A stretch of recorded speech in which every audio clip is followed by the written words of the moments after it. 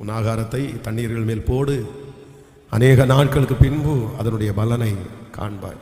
காரணமே இல்லாமல், நோக்கமே இல்லாமல் சில நேரங்களை கொண்டு போய் எங்கேயாவது ஒரு இடத்துல கொண்டு போய் கொட்டுவாங்க. அவங்களுக்கு நோக்கமே இருக்காது. அப்படி அவங்க சொல்லுவாங்க சும்மா அப்படின்வாங்க.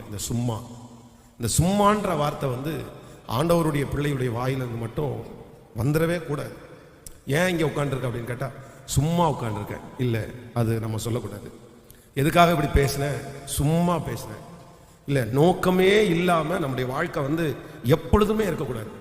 அதான் சங்கீதக்காரனாகிய தாவீது தன்னுடைய சகோதரனை பார்த்து சொல்லும்போது சொல்லுகிறேன், நீ இங்கே எதுக்கு வந்த?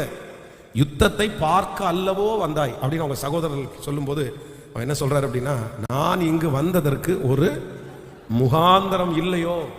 உங்களுக்கு அந்த ஆபிரகாமுடைய அதிகாரத்தையும் லோத்தினுடைய அதிகாரத்தையும் அப்படியே ஒப்பிட்டு உங்களுக்கு காமிச்சிருக்கிறேன். ஆபிரகாம் பொதுவாகவே ரொம்ப வேகமானவர்.